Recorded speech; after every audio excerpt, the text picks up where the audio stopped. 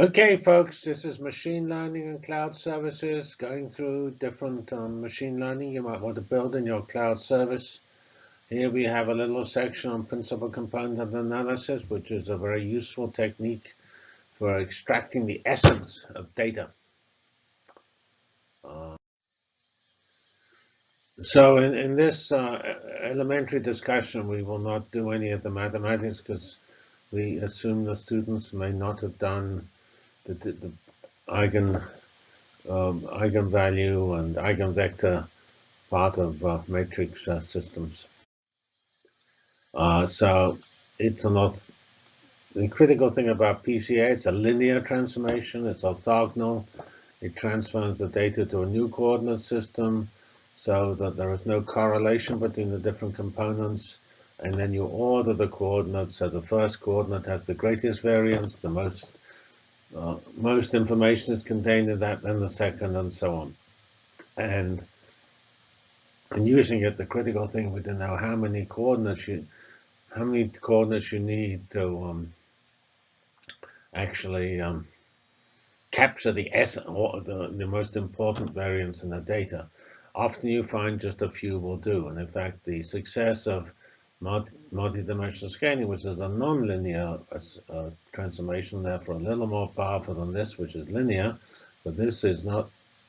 Although it's less powerful, it's actually much easier to understand and much easier to implement and much cleaner. It only works in vector spaces, and so it's a pretty interesting and very useful thing, which you should certainly learn to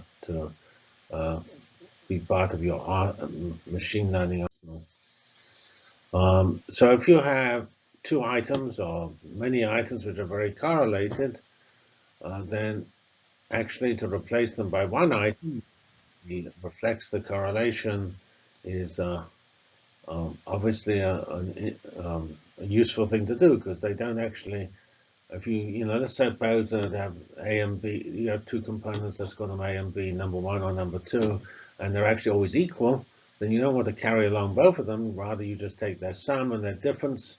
Their difference has no information, it's always zero, and their sum has all the information. So in a more realistic situation, A and B are correlated, so the sum or something like the sum is has all the information, and their difference or something like the difference has almost no information because they're so highly correlated. So this is parsimonious, namely you replace two variables by one, and by combining this information you will tend to reduce error. So we're combining related variables. We're identifying which combinations have effectively no information because what we're looking at doesn't depend on them. And we're trying to end up with dimension reduction, a smaller set of variables. So we should get new coordinates. They're linear, which I said on the old ones. They're totally uncorrelated, and they're orthogonal in the original vector space. And they capture as much as possible of the variance by choosing the first few components of this set. I say it's the best possible, whereas MDS is the best nonlinear, or at least not necessarily the best, but a very powerful nonlinear combination. So to do this is, say it's sort of outside the mathematical scope of this class. You actually do the normal normalization. Suddenly remove the means, then you calculate the covariance matrix, and you find the eigenvectors and eigenvalues of the covariance matrix, and then you order that by the size of the eigenvalues, where the large eigenvalues are very significant, the small are very insignificant. When I first started doing this type of work, I was astonished how much effectively on the variation of the eigenvalues. The eigenvalues vary by factors of 10 to the 10 in practical problems I looked at the time, analyzing physics data, because there were some non-trivial, unexpected correlations, which meant that, that there were some combinations of the original independent variables which actually had where the data was just insensitive to. And I must admit this particular aspect, which I used in a slightly different context of optimization, just finding out what things depend on, I was amazed at the big factors and how many small eigenvalues there were.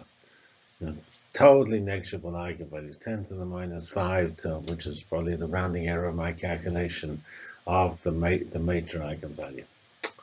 So we need to get rid of those low-value eigenvectors because they not only have no information, they confuse the analysis because you spend your time studying the dependence on the low-value eigenvectors.